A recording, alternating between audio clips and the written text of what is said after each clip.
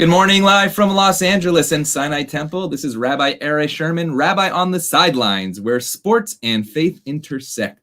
This morning, we are joined from New York by Dave Sims, two-time Emmy Award-winning sports broadcaster, voice of the Seattle Mariners. Excited to hear a little about baseball season, and longtime college football and basketball analyst across the country from east to west.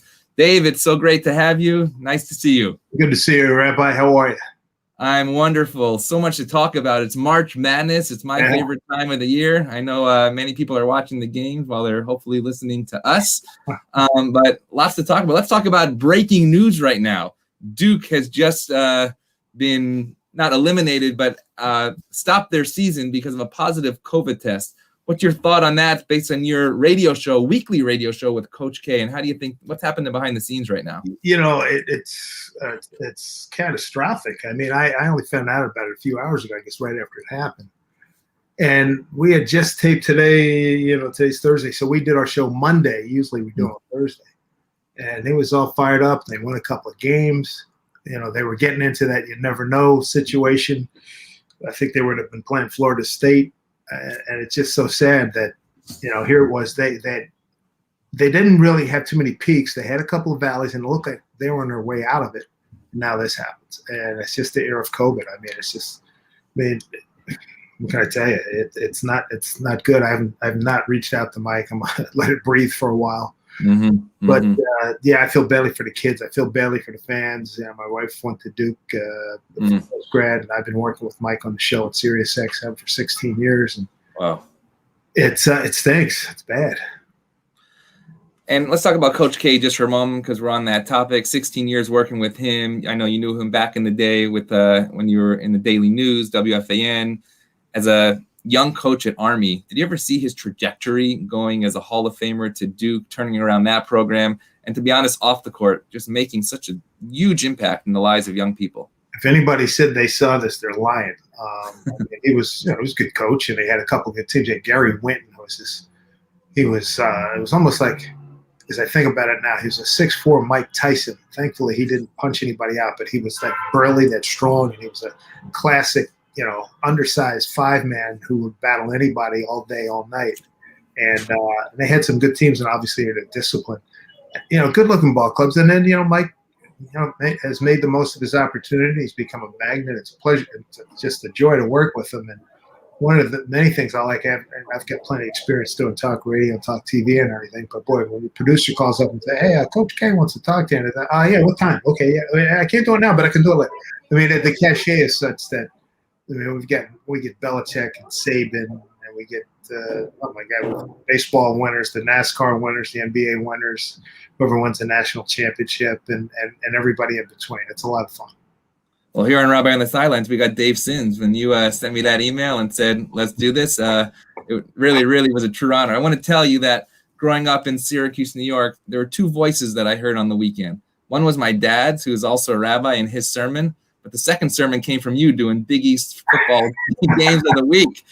That evening, you come home, turn on the TV, and it was Rabbi Sherman Sr. and Dave Sims. Tell us about the just going into those environments, and what does it mean to bring sports to the world with what's going on in your mind and bringing it out through your voice? Yeah, it's interesting you say that. I mean, I think about all the times, growing up in Philly and how much enjoyment I got out of sports, being involved in it, watching it. And my father was a big sports fan. We went to every game. I mean, I grew up watching Wilt, Jim Brown, Willie Mays, Dick Allen, all those guys.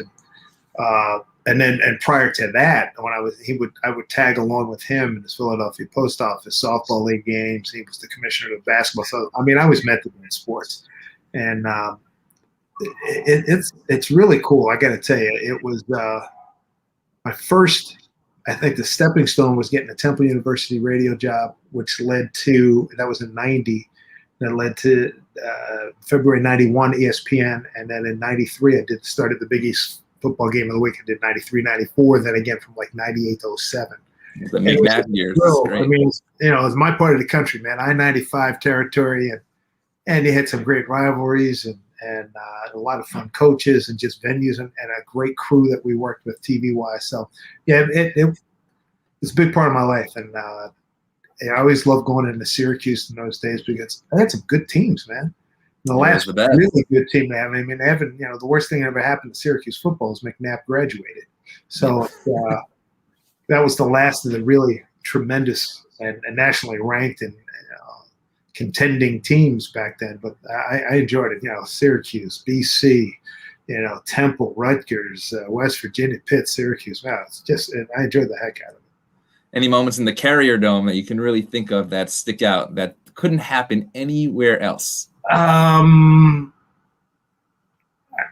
remember Raph and I were doing a basketball game up there, and Bill Raftery, and I think it was playing Tennessee. I want to say Jerry Green was the coach, and we went to shoot around, and we were just coming down from the end zone, from the main entrance, and some super fan had got in there, and he was screaming about the Orange is going to do this to you, and they're going to do that to you. And he's screaming at the top of his lungs, and Jerry ran right up towards him. And it was just this verbal confrontation. Get this guy out of there!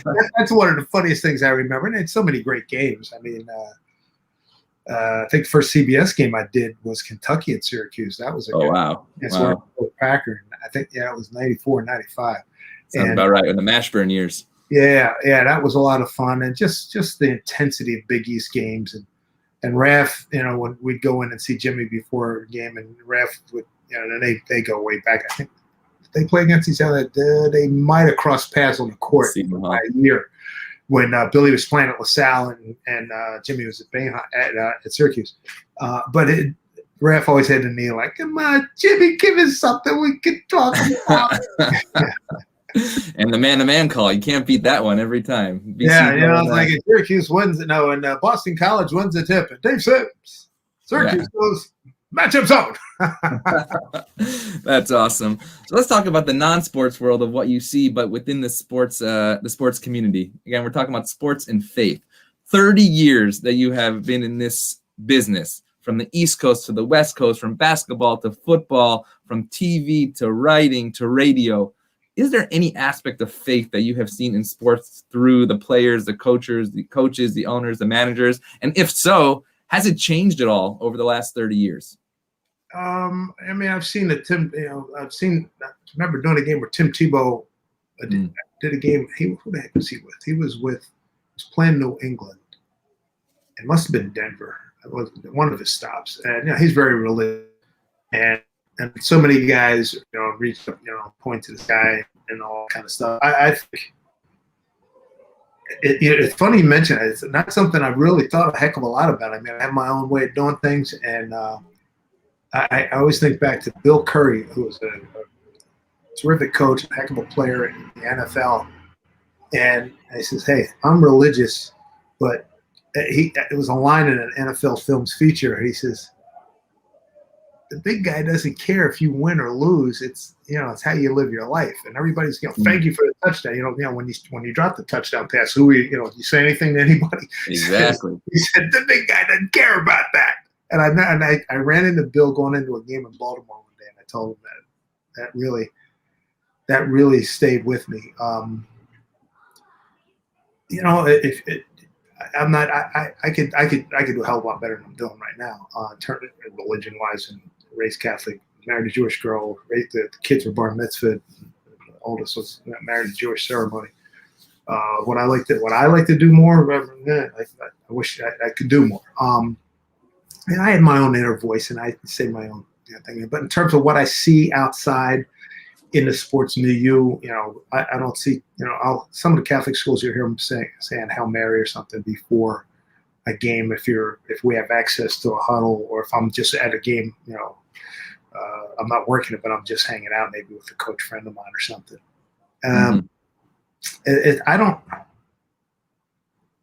I think back in the 50s and 60s, you hardly saw it. And I think the 70s and 80s, we probably have seen more demonstrations of that kind of stuff. And guys hit a home run and they're doing all this. It's like, when you're 0 for your last 17, what are you doing? Actually, when I was in rabbinical school in New York at the Jewish Theological Seminary, Upper West Side, we had to write a metaphor for God. And me being, the artist drew a picture, the musician wrote a song, and me being a sports person, I wrote the metaphor that God is a coach. And exactly what you said. It was, who's getting the credit when things are going well, right? Oh, thank God. But who's not getting the credit when things aren't going well. And it's not God. And in fact, that's when the coach gets tossed, right? Is it the players, is it the coach, is it God, is it the people? It's that sacred relationship. Last week or a couple weeks ago, Seth Greenberg said, the locker room is you have your synagogue, we have our locker room, right? And finding those, if you wish, sacred moments. I think what you said, that how we live our life. And you said you have an inner voice. I want to talk about inner voice right now based on the Seattle Times article that you wrote. I want to quote that for a moment. You said, it's 2020, in the words of the late 1960s Mississippi civil rights leader Fannie Lou Hamer, are as poignant now as then. She said, I am sick and tired of being sick and tired. What are you sick and tired of? What should we be sick and tired of? And how do you, in your job as a sports broadcaster, bring that out to us? Well, racial discrimination, any kind of discrimination, and whether it be racial, LGBTQ, those folks. We went through such upheaval in the summertime last summer. And the Seattle Times reached out to me and said, we respect you as one of the voices in Seattle. Would you mind saying something? And I said, well, yeah, okay, we'll do it. I just think that there's just no place for that stuff in a country that talks about how great it is, and everybody gets a chance, and then you go outside and that's not the case. And I said that George Floyd thing could have been me or some of my black friends. I mean, it could have been anybody. And what that police officer did to him is reprehensible beyond words. And how do I bring it across in my broadcasting? I try. Growing up, there were broadcasters you'd hear use code words or dog whistle words about black athletes.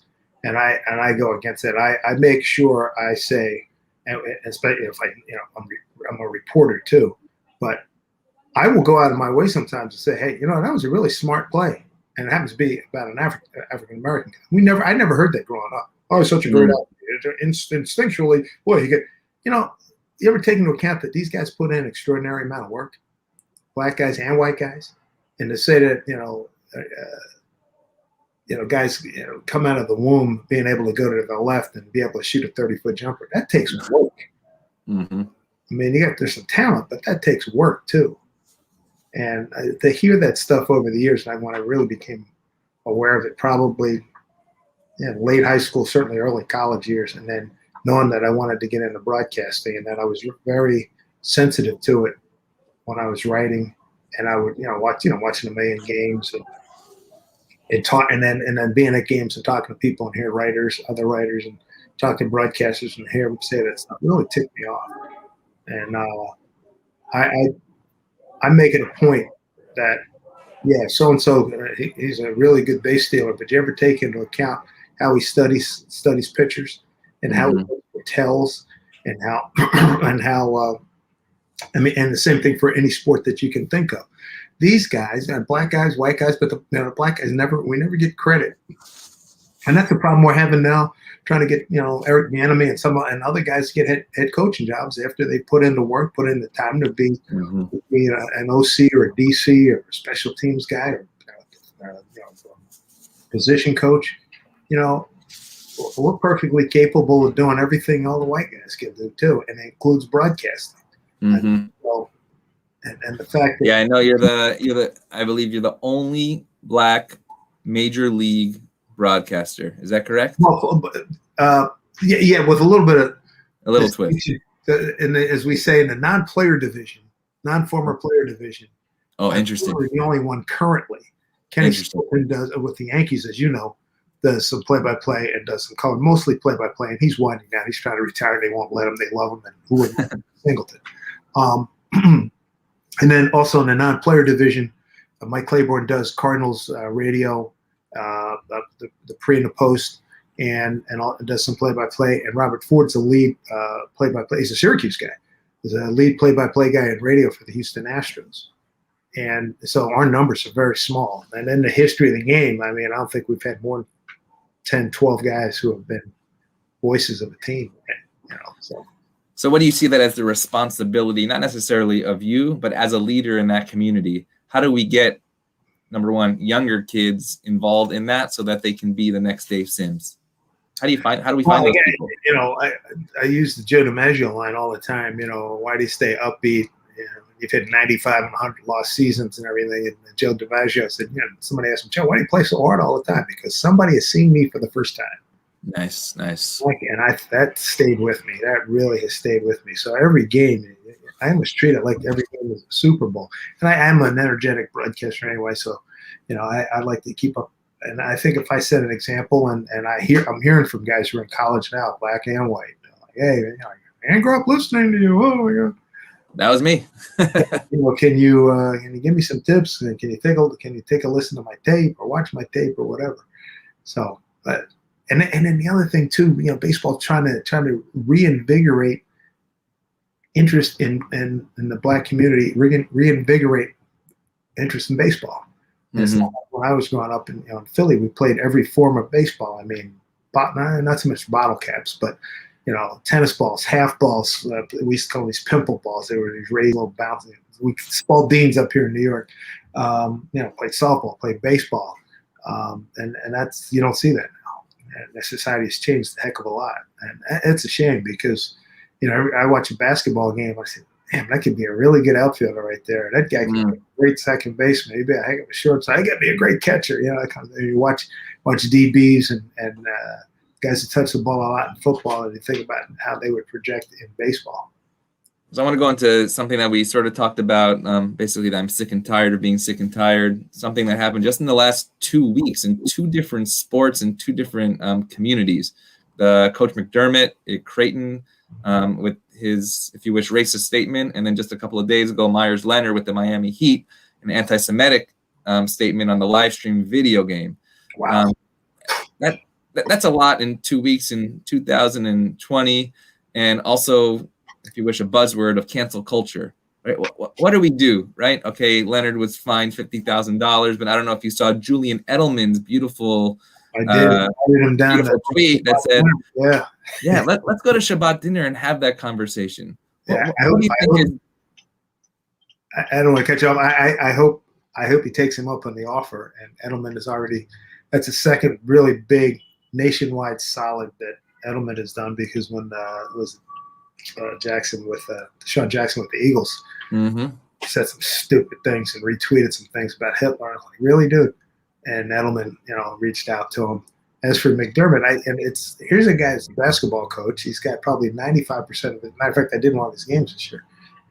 He seemed like a decent guy. I've spoken to him 3 times over the years. He's got 15 players on his team. Impact players, are probably 11 of them are black. And the fact that he would have that in his lexicon, in his psyche, I need everybody to stay on a plantation. It's like, really? You went there? And I went there twice? And it's like, dude, you need to have a sit down with the fellas, man. You need to sit down with some educators. You need to you need to rethink a few things. That you just don't do that. It was way out of line. I was surprised. I mean, the fact that in this day and age, given all the things that we've seen and the things that people have been caught saying on tape and everything, that something like that would slip out of his head, out of his mouth. And so I in terms of cancel culture, I don't think he should be fired or anything, but he did. I heard that they didn't suspend him for the Nova game, but they suspended him for the game after that. Right. Pretty weak on the administration's part. That's really weak. Come on. I forget they were playing a lesser opponent. I forget who that next opponent was, but Nova, obviously, top 25, time before Gillespie got hurt. That wasn't cool by the administration. That was not right. And the kid down there, I don't even know who this player is in the basketball kid. Right, that's what everybody's saying. Nobody knew him until he said this. I couldn't have picked him out of the lineup. Yeah, I mean. Wow. I just heard that they said it, and I was like, dude, man, that way out of line. So about education, let's talk about the hat that you're wearing on your head. Your kippah today, 42. Give us a little background of that. Obviously, we know it's Jackie Robinson, but what does that hat mean to you? And when you wear that on the air, what does it mean to us? Or what should it mean to us? It means to me that I grew up, I think after my dad, I would say Jackie Robinson is certainly right up there on my hero chart. Even though I never saw him play, I never met him. I did meet his wife, Mrs. Robinson. Right. But to have read his story multiple times, have seen both movies multiple times, and knowing how tough baseball is, and knowing and the stories that I heard from people, like Richie Ashburn told me, he says, we were ordered to spike, kick, spit, cuss at him at all times. And Whitey, Richie Ashburn, his nickname was Whitey. Whitey said, the more we did, the more he shoved it up our keister. Edit there by me. And I went and looked up the numbers. His numbers in Philly were terrific, Jackie Robinson's numbers. So, I mean, the man's courage, his fortitude, he was an Army officer, was court-martialed, was cleared, declared innocent. I mean, I have just the utmost respect and admiration. And I wouldn't be Dave Sims, TV voice of the Seattle Mariners, without what he did. And that whole generation of the first wave of black players that came in, majority of them were the Dodgers at that time.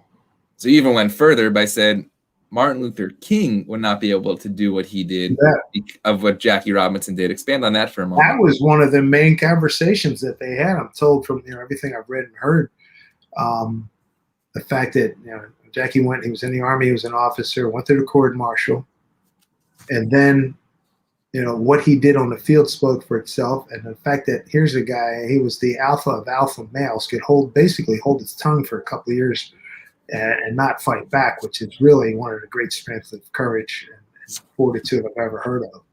And to do that, and do it non-violently, and then he went back to himself and when it was time to be argumentative and stand up for yourself and get in the umpire's face and fight back against other players. I mean, if you're Dr. King, young kid coming out of Morehouse College down in Atlanta, you're going, whoa. This is impressive, and here's a guy that's made an impact on the world, and with the courage and everything. So he was just a fantastic, shining example for Dr. King, and the rest is history. Is there somebody in baseball today? I don't want to say like a Jackie Robinson, but with what's going on today in terms of speaking out against racism, anti-Semitism, is there a person out there, obviously you use your voice, but is there a player that then goes off the field and you see really being a leader? I don't know if there's a player, but I know last summer, so the pandemic was it started like a year ago today. Exactly. Shut down a year ago today.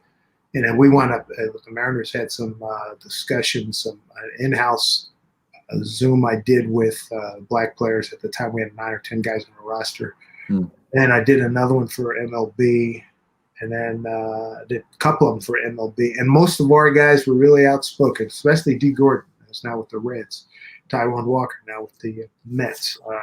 They use their voice on social media to really talk about those issues and talk about discrimination and how what we have to do to stop it. And to engage with the public. I thought they did a good job, a very good job. Kyle Lewis, Rookie of the Year for the Mariners last year. A really good job. So I think a lot of guys, and if you look at it's the Players Alliance, it's basically a group of black players. I think it's led by Curtis Granderson and C.C. Sabathia and a bunch of current and retired players. And they're doing their part too in terms of community outreach and being outspoken and using their platforms on their website. They've done a great job. Nice.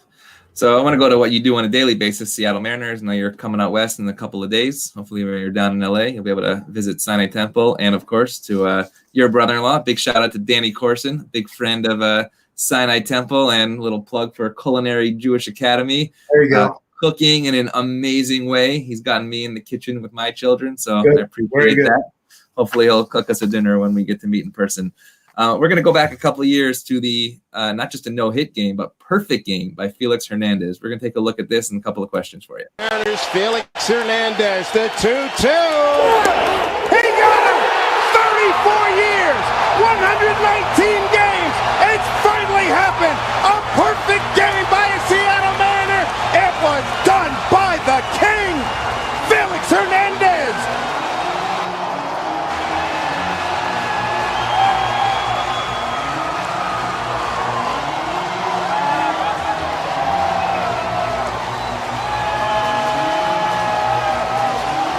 the 23rd perfect game in Major League history. Third this year, Matt Cain of the Giants. Philip Humber did it here in Seattle against the Mariners, and now Felix Hernandez. He puts his name in the record books with a perfecto. That was a rush. That was such a rush. The entire, from about the fifth inning on, three innings. He's retired everybody in order, fourth inning, whatever. Now he does it in the fifth inning. You're going, all right, somebody start digging out the facts. We'll be headed to something.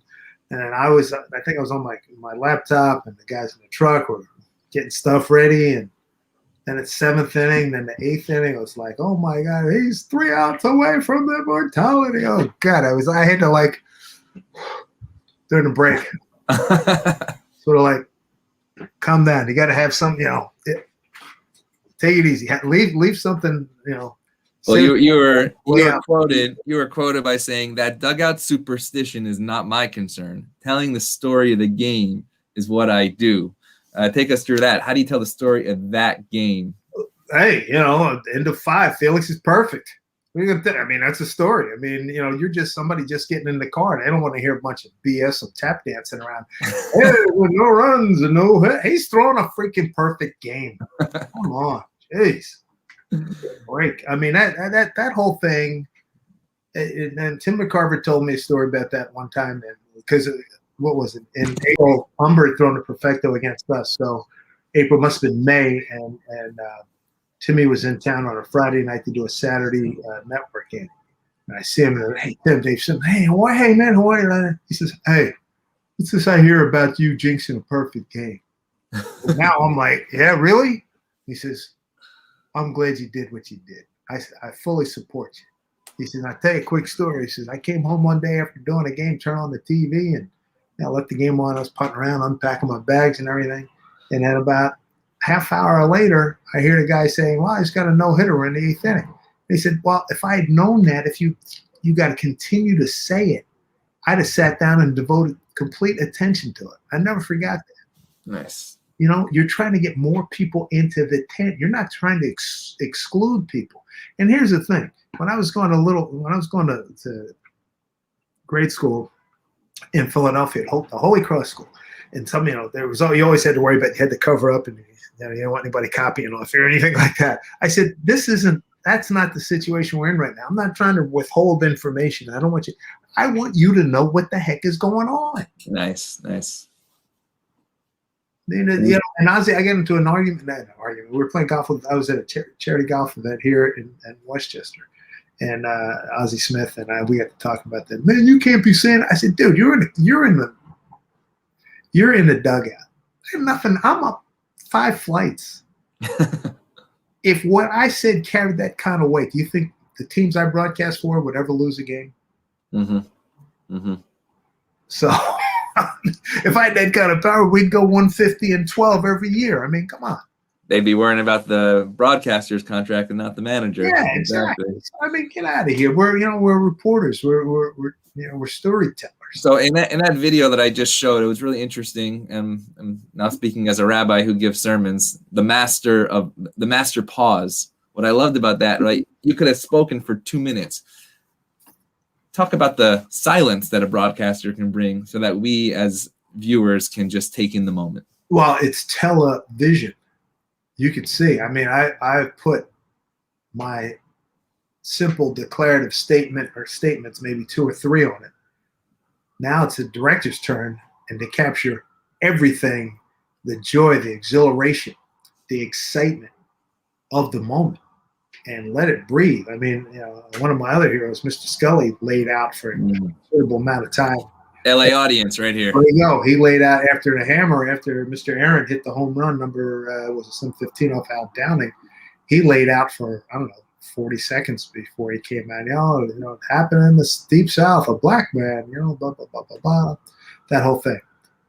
It's telling now it's radio, I'd be describing everything. Right. From the guys out of the bullpen.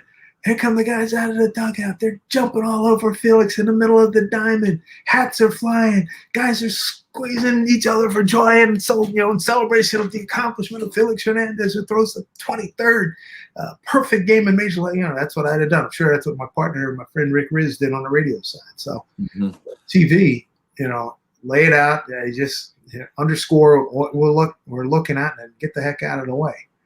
Nice. Some breathing room, and then you come back. Hey, and then I came back with the third perfect game of the year. Matt Cain, Umber, now Felix.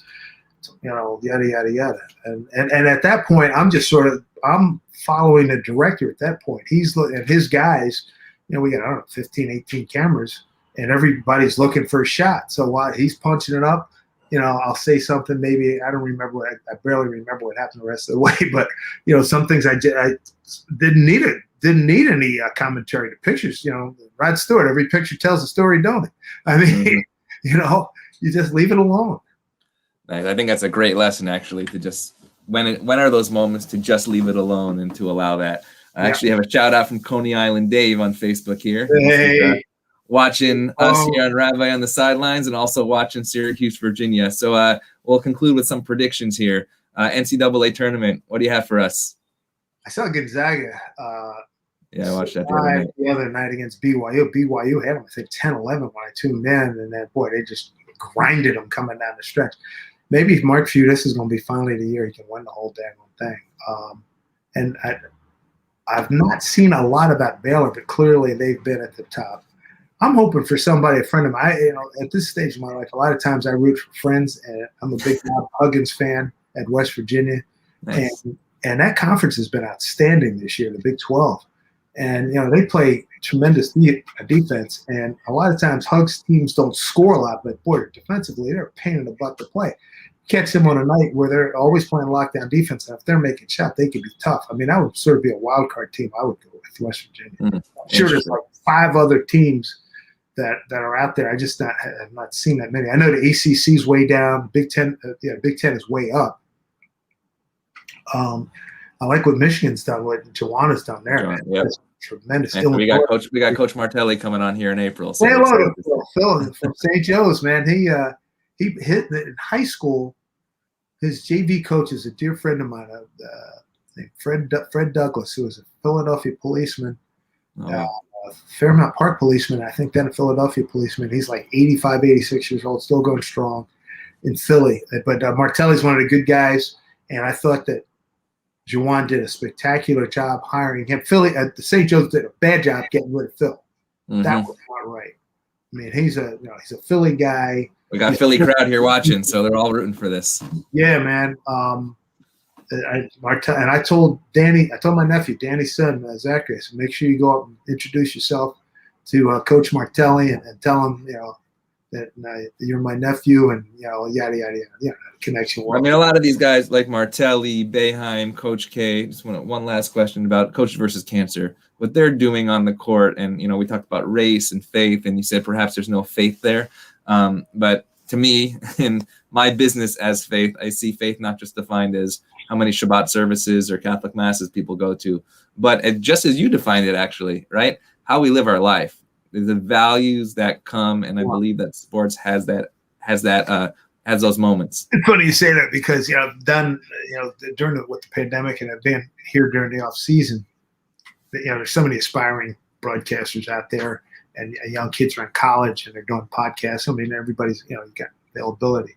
And they always think there's this one magic bullet piece of advice. And I'll give you the clean version of what I tell them. The golden rule is always in effect.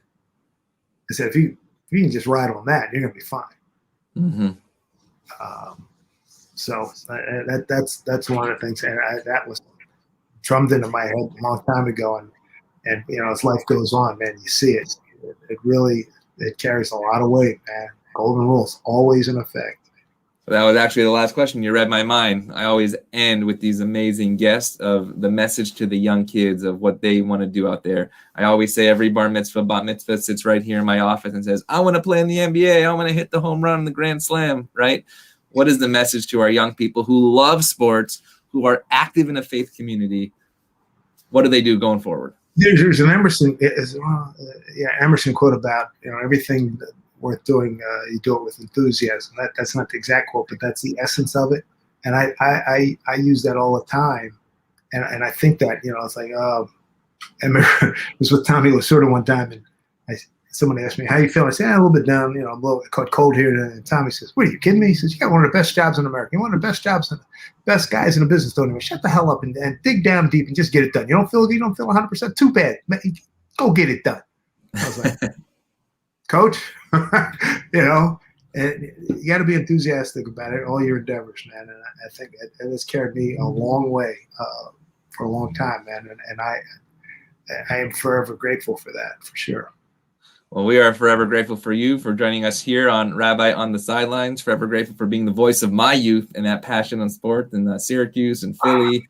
Let's follow our Seattle Mariners into a wonderful season. Hopefully we'll see you here in LA when they play the Dodgers and hopefully the Angels. Next week on Rabbi on the Sidelines, Dave McMenamin, ESPN and Lakers analyst, Syracuse University graduate, and have a wonderful week. Dave, it's a pleasure. Thank you so much. Shalom.